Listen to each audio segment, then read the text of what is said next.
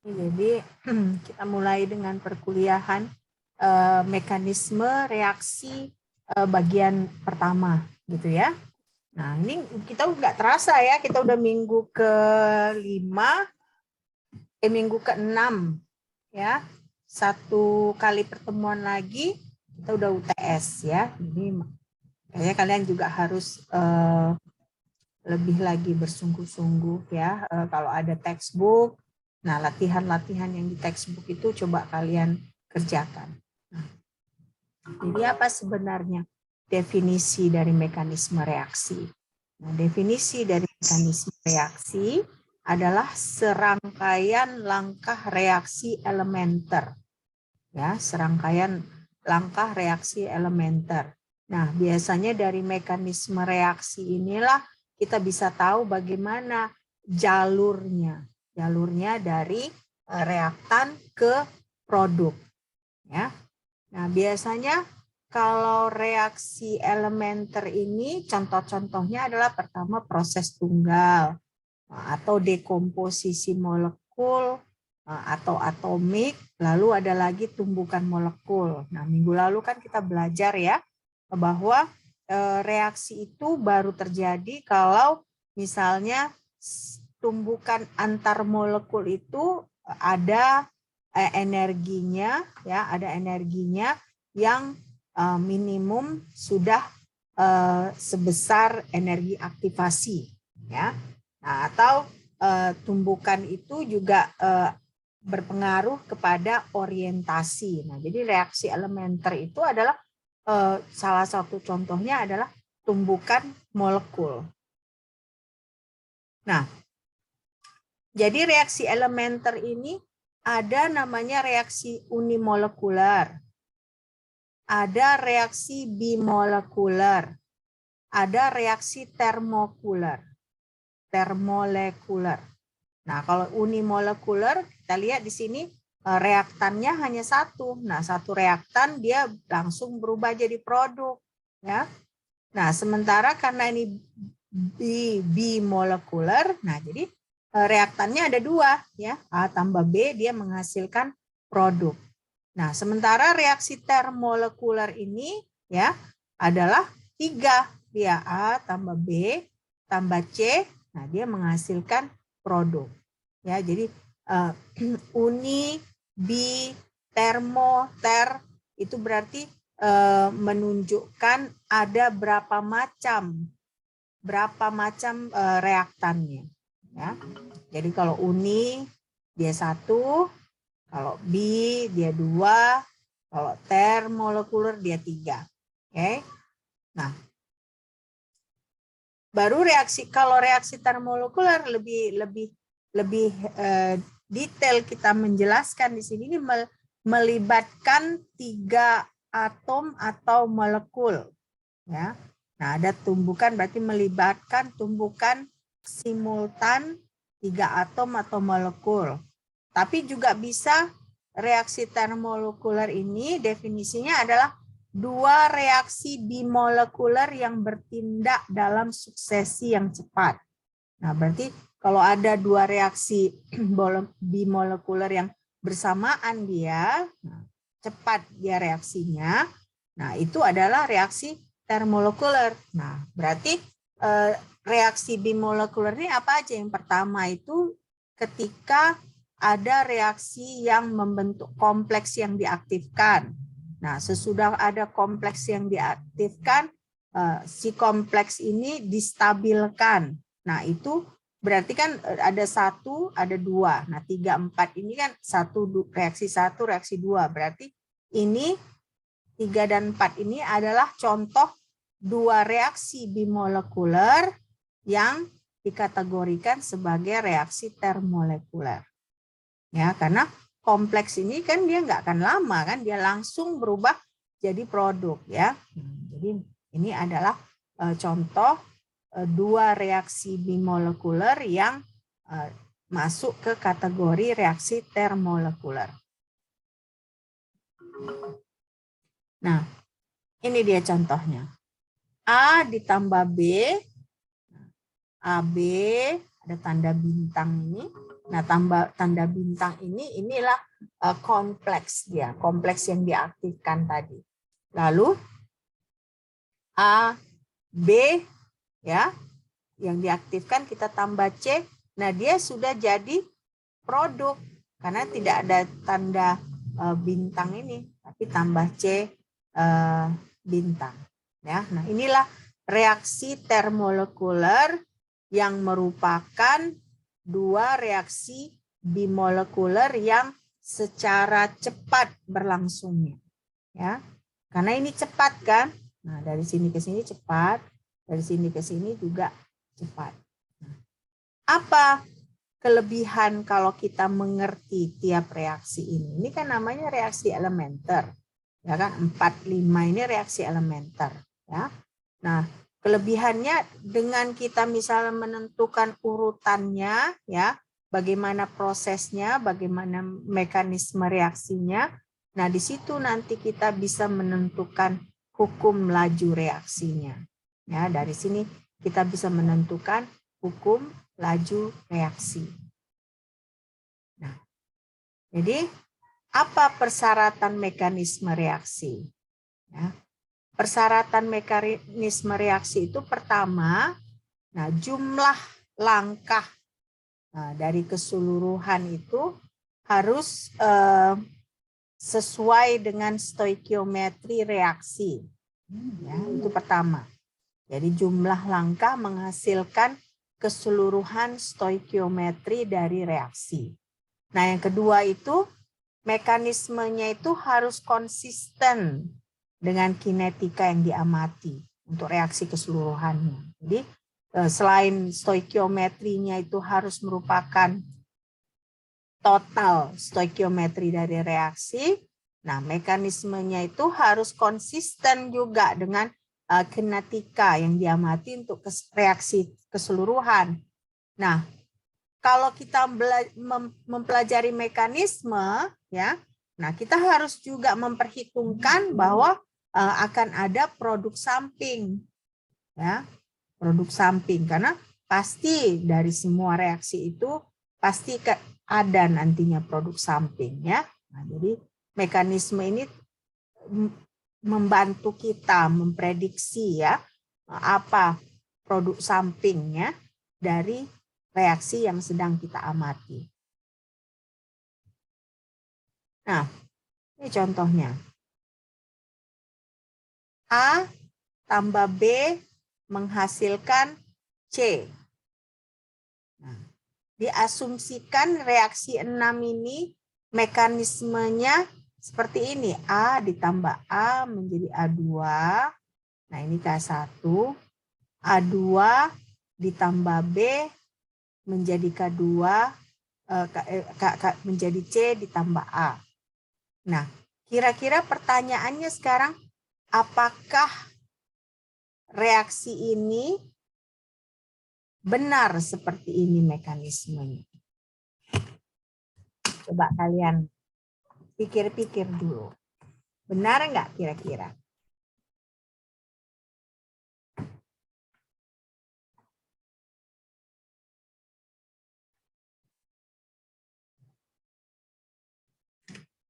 Benar enggak? Menurut saya, Mem, Ya, ini menurut tidak benar. Kenapa Laura tidak benar? karena kan Mem dari rumus tadi A tambah B itu menghasilkan sebuah produk yaitu C. Berarti ada dua unsurnya yaitu A dan B kan Mem. Mem. Terus Mem yang A tambah A. Di sini ada dua unsurnya yang sama. Kemudian direaksikan menjadi A2. Terusnya A tambah A menjadi 2A Mem, bukan A2.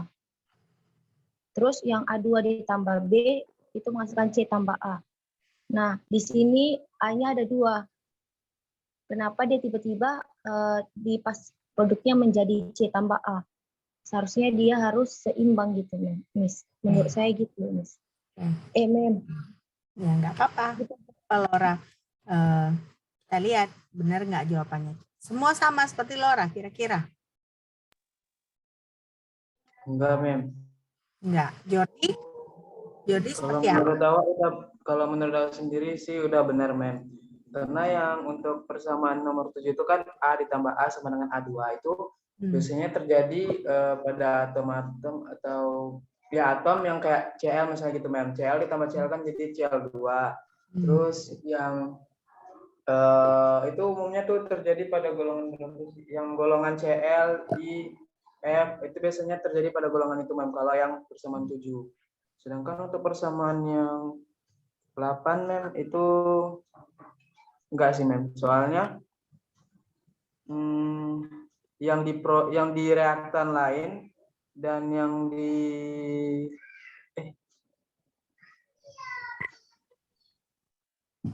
bingung, Mem, yang nomor 8, Mem.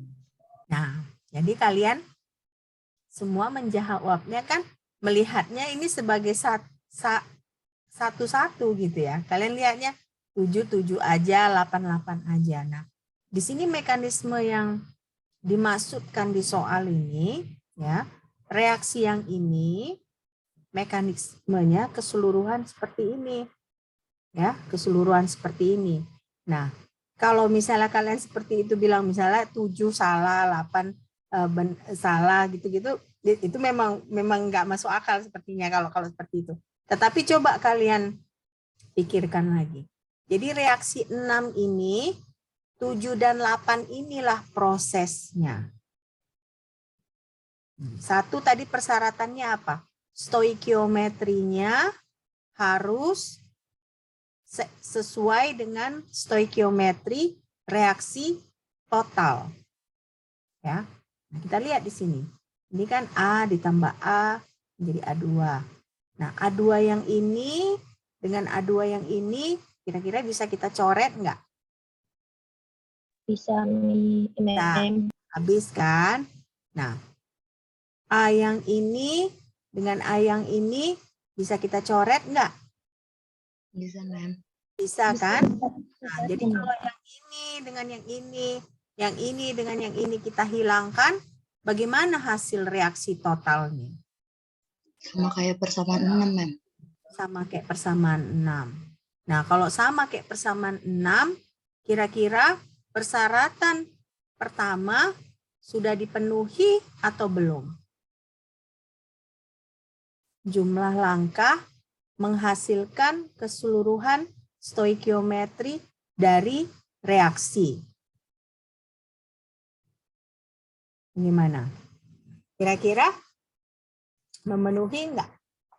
Nah, jadi makanya kita ngelihatnya bukan reaksi 6 ini hanya 7 aja mekanisme reaksinya atau hanya 8 aja, enggak ya. Nah, kita harus melihatnya 7 dan 8. Jadi untuk mendapatkan reaksi 6 ini, pertanyaannya sekarang mekanisme reaksinya apakah melalui 7 dan 8 ini? Apakah mekanisme 7 dan 8 ini merupakan mekanisme yang diasumsikan dengan tepat? Oke, nah itu pertanyaannya. Oke, nah jadi kita lihat di sini. Kalau kita totalkan persamaan 7 dan 8, ya, kita dapat persamaan 10. Ya. Persamaan 10 ini sama enggak dengan persamaan 6? Persamaan 6 tadi, persamaan 10. Sama dengan persamaan 6. Jadi satu persyaratan sudah dipenuhi, ya kan? Nah, berarti valid secara stoikiometri. Nah, berarti kinetika reaksinya ada, nah, produk sampingnya juga ada. Apa produk sampingnya kalau menurut kalian? Di sini, apa produk sampingnya? Yang A2 ditambah A2 inilah produk sampingnya. Nah, jadi dari mekanisme reaksi itu kalau kita totalkan pertama, nah, dapatlah reaksi yang sesuai dengan stoikiometri reaksi total. Nah, baru kinetikanya juga ada kan, karena kan dia bertahap gitu ya. Nah, yang ketiga, kita bisa memprediksikan produk sampingnya. Jadi dari sini kita tahu bahwa mekanisme reaksi yang ditawarkan soal itu tadi sudah benar ya, sudah benar. Jadi seperti itu caranya kita untuk mengerti, untuk mendeteksi apakah mekanisme reaksi itu tepat atau tidak. Ya. Nah, sekarang kita mulai masuk ke bagaimana kaitannya ya konsentrasi terhadap reaksi unimolekuler, bimolekuler, dan termolekuler. Nah, jadi kita mau lihat bagaimana profil konsentrasi. Ya, jadi kalau untuk reaksi unimolekuler, bagaimana perubahan konsentrasinya terhadap waktu. Nah, kalau reaksi bimolekuler, bagaimana perubahan konsentrasinya terhadap waktu. Jadi kita hanya bisa mengamati beberapa mekanisme reaksi sederhana ya, karena kalau reaksinya sudah mulai kompleks itu sudah lebih agak susah mengamatinya, itu dibutuhkan pemodelan komputer biasanya ya. Nah, jadi makanya ini kita hanya mengamati reaksi yang sederhana. Nah, ini contohnya A menjadi B. Ya, A menjadi B, ini berarti kan konversi reaktan yang berubah jadi produk. Nah, tadi jenisnya apa ini? Kita sebut. A menjadi B tadi. Reaksi biomolekuler, Mem. Oh? Unimolekuler ya, Mem. Molekuler ya. Ini molekuler. Oke. Jadi kalau dia hanya satu tadi reaktannya, kita sebut reaksi unimolekuler ya.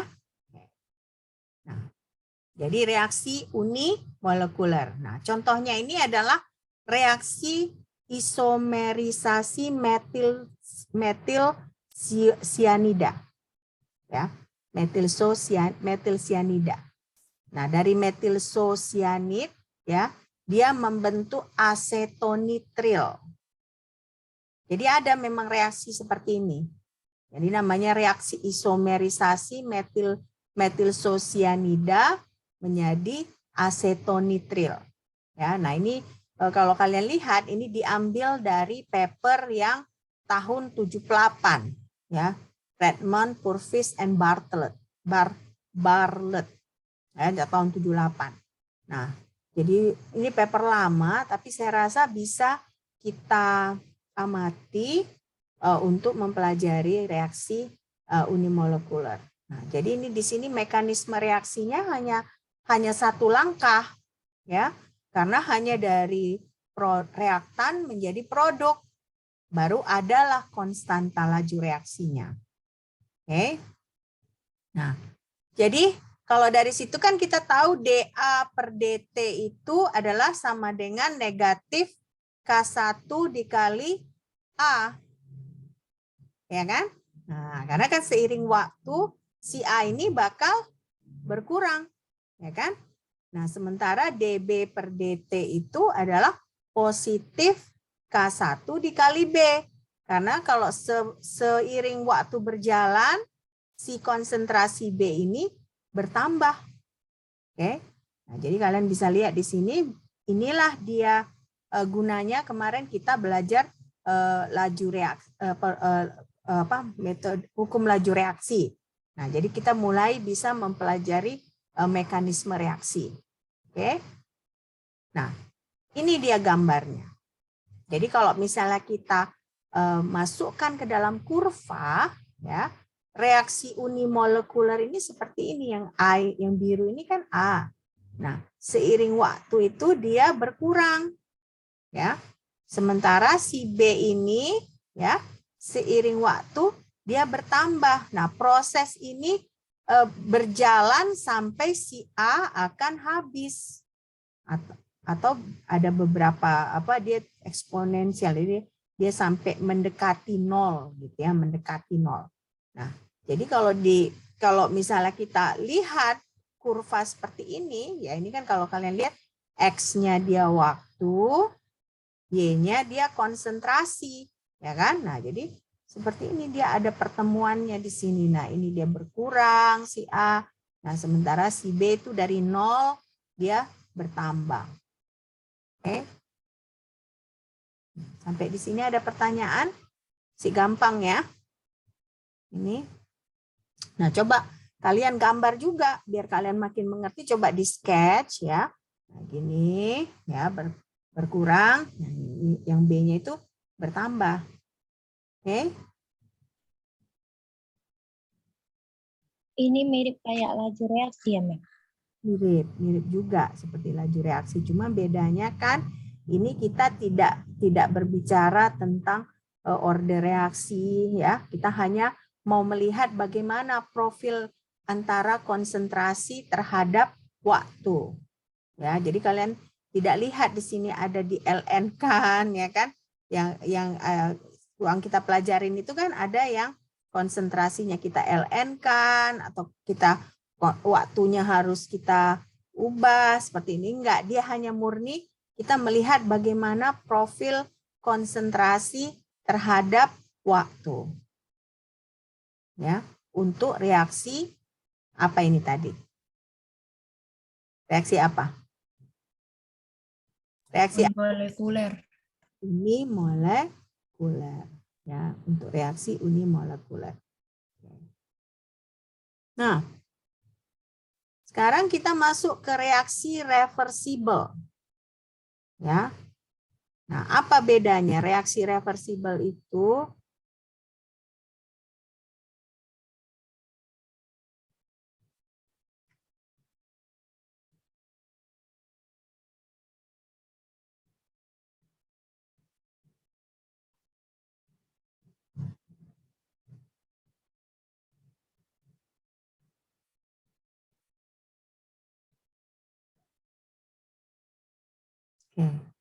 reaksi reversibel itu adalah reaksi yang ke kanan dan ke kiri, ya.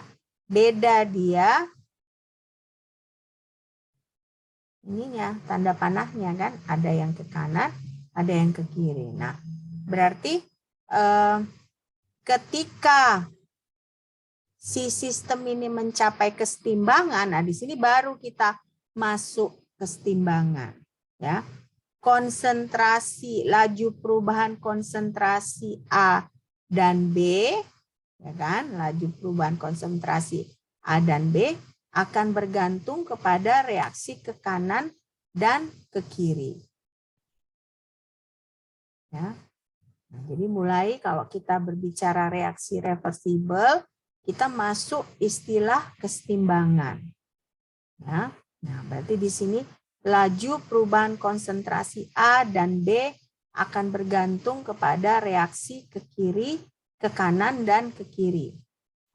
Ya. Nah, berarti di sini kalau pertama ditulis seperti ini A menjadi B, ya kan, persamaan 16 ini. Nah, ini K1, berarti K1 itu adalah konstanta laju reaksi ke kanan. Ya.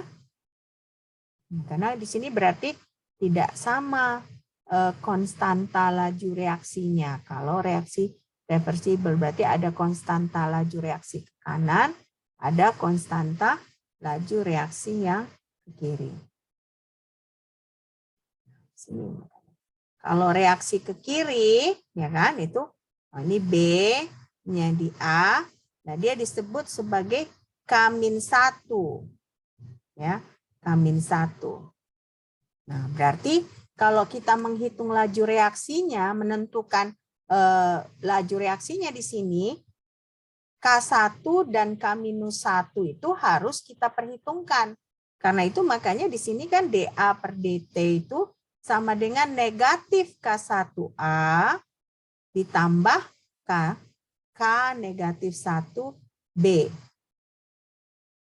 Ya, ini beda kan. Ini kan negatif K1 dikali A ditambah K-1B.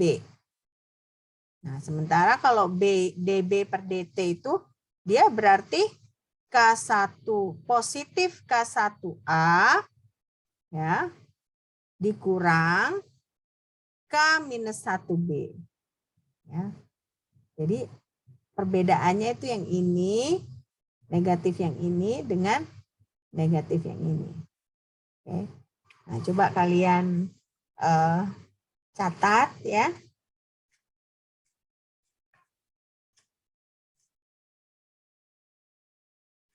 Iya, Mem. Udah ketinggalan dari tadi, Mem. Udah ketinggalan dari tadi. Iya, Mem. Gimana Laura ketinggalannya? Dari rumus, Mem. Ini, Mem. Baca rumus. Iya. Sebelum ini pun juga, Mem. Mem cepat-cepat kali tadi, Mem. Ini. Iya, Mem. Nih, coba. Nah, ini nanti kalian bisa cari mana tahu kalian dapat papernya. Coba kalian baca ya.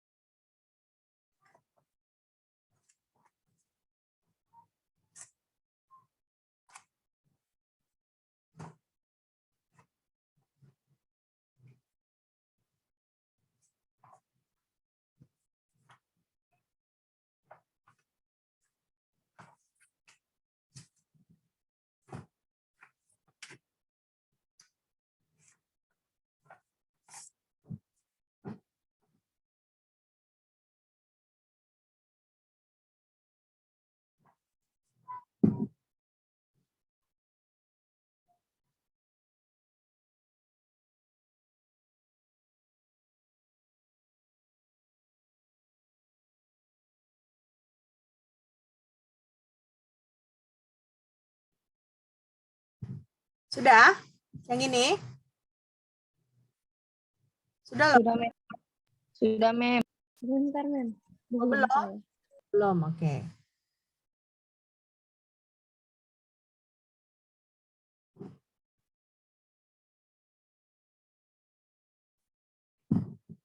Nanti mudah-mudahan saya punya waktu kasih kalian contoh-contoh soal sekalian solusinya seperti gas dan termo ya. Mudah-mudahan saya punya waktu. Oke? Oke, Mem.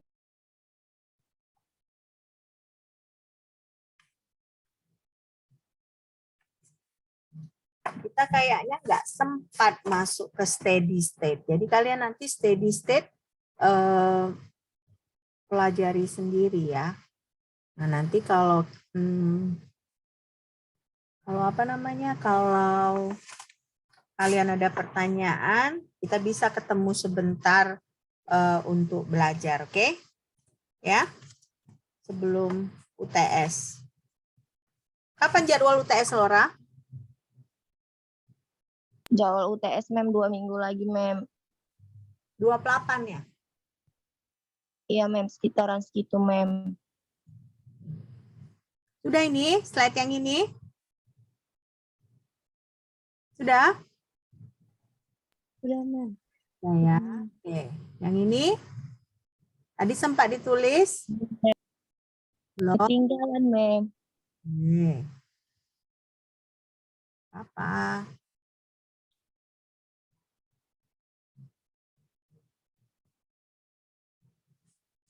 Itu studinya, Mem, yang tadi Mem bilang secara online apa offline, Mem?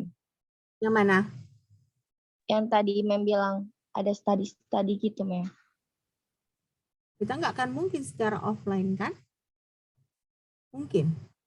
Enggak mungkin, Mem. Apa boleh kita ke kampus? Kalau boleh nggak apa-apa. Nanti kita ditangkap Satgas COVID pula kan? Maksud saya gini, nanti kan kita bahan perkuliahan ini kalau saya sebenarnya masih ada 2 slide lagi, dua file lagi PPT. Nah, sementara kita hanya tinggal 1 pertemuan lagi. Nah, jadi 1 PPT itu nanti saya upload di Sibda, ya kan? Nah, tapi kalian kalau misalnya kalian ada pertanyaan, bisa kalian misalnya kita bikin gitu di luar jam kuliah sebentar sebelum sebelum UTS kalau ada pertanyaan bisa kita ketemu gitu maksud saya Lora. Maksudnya ketemu online ya. Oke. Oh iya ya mem, baru Pak mem. Kirain tadi mau ngajak ketemuan mem. Enggak lah, enggak mungkin lah ya. Kalian pun mana mungkin ketemu sama saya ya kan? Oke, jadi maksudnya kalau kalian ada pertanyaan bisa kita sebentar buka ketemu di Zoom maksudnya ya. Oke? Oke mem, udah mem. Kalau kalian ada pertanyaan, belum tentu kan kalian ada pertanyaan kan? Kalau, oke? Karena kita nggak sempat, kemungkinan nggak sempat topik steady state. Sementara topik steady state itu juga sebenarnya agak-agak rumit gitu ya. Tapi nanti kita lihat. Nanti makanya saya upload di Sipda, kalian lihat. Nah, kira-kira kalian butuh nggak kita ketemu sebentar gitu, oke? Sudah ini? Sudah ya? Oke. Nah ini nggak perlu kan? Sudah mem. Hanya kalian bisa sketch ya, bahwa A itu berkurang, B bertambah. Ya. Nah ini tadi udah belum?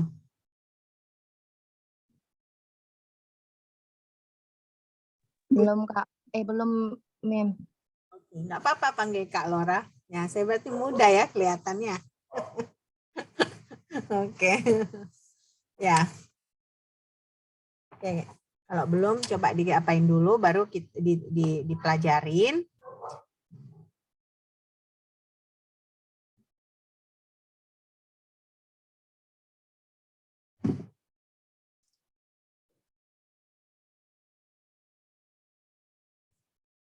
Kemungkinan besar sesudah UTS saya juga yang masuk ya.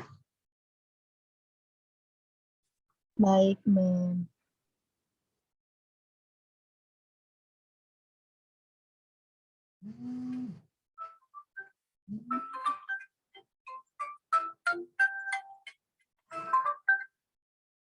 Halo. Kenapa?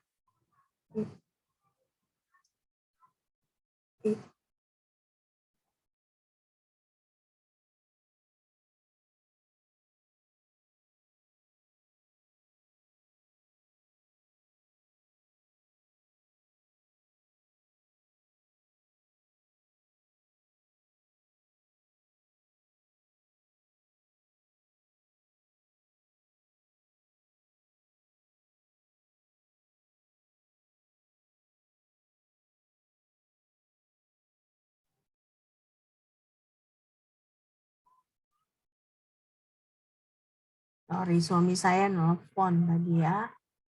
Oke. Nah, udah selesai yang ini?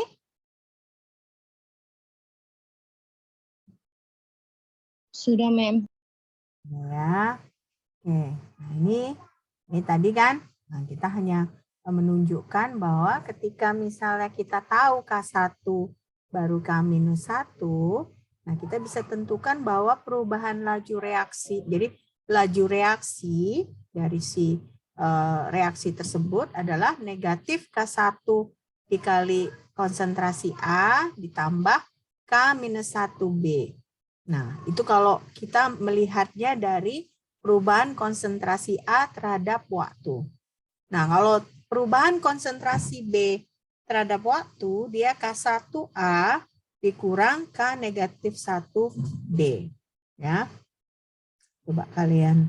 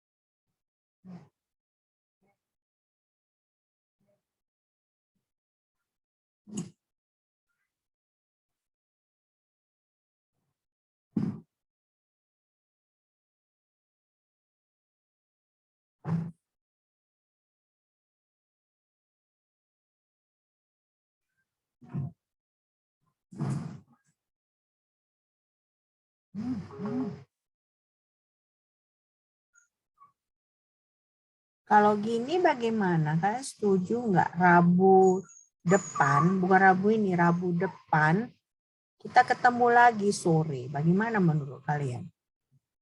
Biar selesai topik kita. Setuju nggak? Hari Selasa ketemu lagi, Mem. Selasa ketemu, nah, Selasa depan, kita tetap ketemu. Tapi kan Rabu sore bisa kalian kan? Rabu sore kita ketemu lagi. Bagaimana kalau kayak gitu? Kalau itu, Mem, nanti kami kompromi lagi, Mem. Terus saya kasih keputusan sama Mem. Kalian itu kan ya, kalian Diskusikan. karena masih banyak topiknya gitu ya. Nggak apa-apa sih kalau kalian nggak mau ketemu, nggak masalah. Tapi saya takut nanti kalau ada soal steady state, paling nggak kalian ada pengenalannya gitu. Itu aja sih saya ya. Maksudnya kalau kalian nggak mau ketemu juga nggak apa-apa. Iya, Mem. Nanti Laura kabarin ke Mem ya, Mem. Oke. Udah selesai nih? Sudah, Mem. Nah, jadi kalau reversible itu seperti ini profilnya, ya kan? Nah, ini A itu dari dari suatu keadaan tertentu, misalnya dari A, konsentrasi A. Nah, B itu dari 0. Nah, B itu dia semakin banyak sampai akhirnya dia ini setimbang, ya kan? Nah, si A ini pun semakin lama berkurang. Tapi kalau kalian lihat ini, dia tidak bisa sampai 0 gitu kan. Dia hanya konstan di konsentrasi tertentu. Nah, ini pun dia hanya konstan di konsentrasi tertentu, ya. Nah, jadi inilah dia profil konsentrasi reaksi yang reversible. Ya, profil dari konsentrasi yang reversible. Reaksi reversible. Oke. Nah, sekarang berarti kalau dari reaksi reversible itu ada grafiknya, itu ada beberapa kesimpulan yang bisa kita ambil. Yang pertama itu sistem mencapai keseimbangan, ya. Nah, ini dia keseimbangan itu kan, kesetimbangan ya. Karena dia kan ini tidak akan pernah 0, ya. Ini pun dia stuck di sini. Ya, memang dia bertambah dari 0, tapi pada suatu masa itu mereka stagnan gitu. Ya, jadi unik reaksi reversible itu. Kalau tadi kan yang reaksi unimolekuler yang biasa tadi, yang tidak reversible itu, A itu dia sampai mendekati 0. Nah, tapi si B itu dia mendekati maksimum tertentu dan ada titik temu antara A dan B. Ya. Tapi kalau reaksi reversible ini kalau kita lihat tidak ada titik temunya. Ya, tidak ada titik temunya. Oke. Nah, jadi perubahan konsentrasinya berhenti ya. Jadi tidak berubah lagi dia, konstan. Nah, tapi di situ reaksi maju dan mundurnya masih berlangsung. Jadi makanya dinamis reaksinya. Jadi kenapa si konsentrasi A masih stuck di satu nilai, nah sementara konsentrasi B juga masih stuck di satu nilai, karena dia reaksinya reversible. Jadi terus-menerus dia dari ada balik ke kanan, ada balik ke kiri. Nah, jadi makanya pada saat akhir reaksi itu konsentrasi A dan B itu adalah konsentrasi saat keseimbangan atau kesetimbangan tercapai. Ya. Nah, ini berarti bergantung pada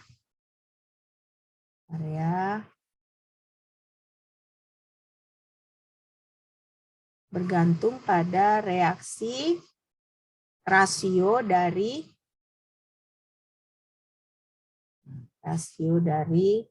K dengan K negatif 1.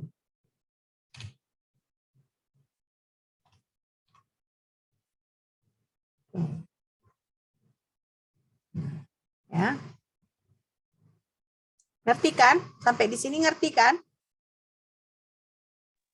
Ngerti, Mem. Ngerti ya.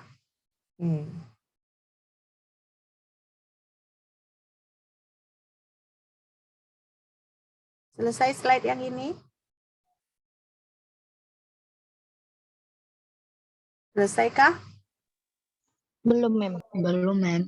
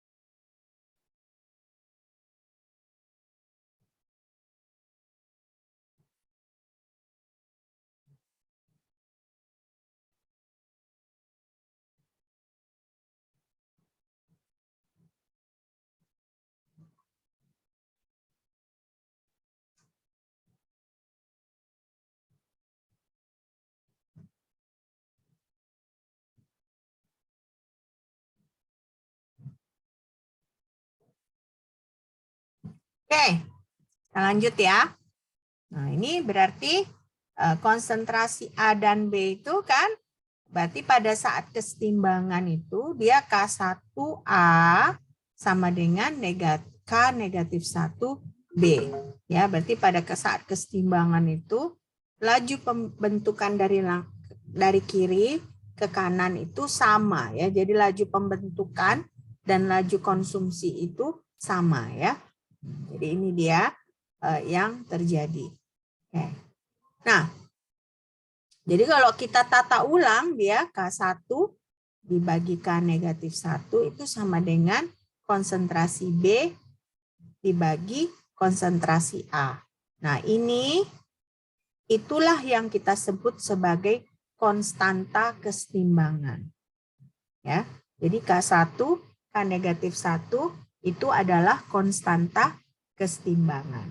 Oke. Nah, ini tadi selesai belum? Dicatat. Sudah, Mem. Udah ya? Yang ini udah, Mem. Belum. Udah. Oke. Jadi, sekarang kita masuk ke reaksi dengan katalis. Ya. Reaksi dengan katalis. Nah, kalau kalian lihat nih kan, A ditambah C menjadi B ditambah C. Jadi si katalisnya ini memang mempengaruhi terjadinya reaksi ini, tetapi kan dia tidak ada perubahan. Ya, kalau di sini kan A ada, C ada.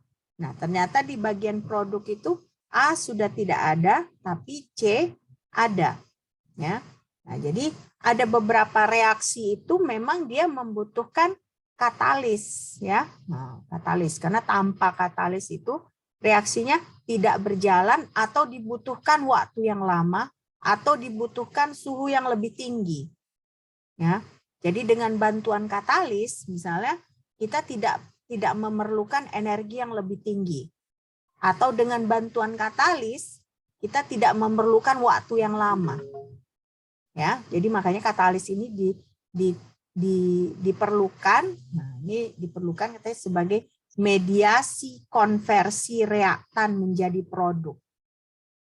Ya, mediasi konversi reaktan menjadi produk. Nah, katalis ini ya dia ditambahkan. Nah, tapi dia tidak dibentuk sebagai perantara. Jadi kalian bisa lihat bahwa si katalis ini tidak menjadi produk samping dia ya. Kenapa? Karena dia ditambahkan pada awal, nah dia pada akhir dia tetap ada gitu ya. Jadi dia tidak berubah jadi apapun. Tapi dia diperlukan untuk supaya si reaksi ini bisa berjalan. Nah, jadi si katalis ini biasanya muncul dalam mekanisme reaksi. Jadi dia bukan nggak ada dalam mekanisme reaksi, dia tetap ada. Nah, tapi biasanya dalam langkah yang awal. Jadi langkah yang awal-awal di situ dia muncul. Baru nanti pada saat langkah terakhir dia muncul lagi. Nah, kenapa? Karena itu kita mau menunjukkan bahwa si katalis ini tidak berubah jadi apapun. Nah, makanya di sini pada bagian keempat kan, pada poin keempat kita lihat, tapi kemudian direformasi dan tidak muncul dalam stoikiometri keseluruhan. Jadi kalau kalian lihat, itu sebenarnya kalau dalam reaksi keseluruhan, kita tidak memasukkan katalis. Biasanya katalis itu kita tulis di garis lurusnya, dari di garis reaksi itu. Ya, jadi kita tidak masukkan ke dalam reaktan atau tidak masukkan ke dalam produk. Ya, jadi makanya di sini si katalis itu tidak muncul dalam stoikiometri keseluruhan.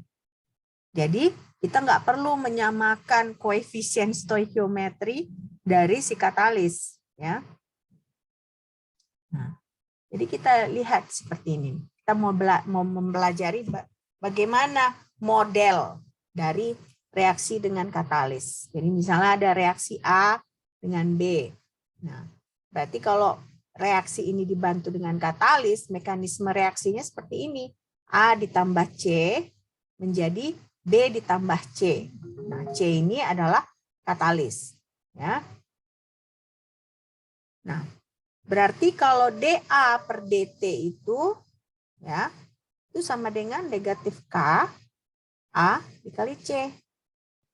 Nah, B dt, ya, itu dB per dt itu adalah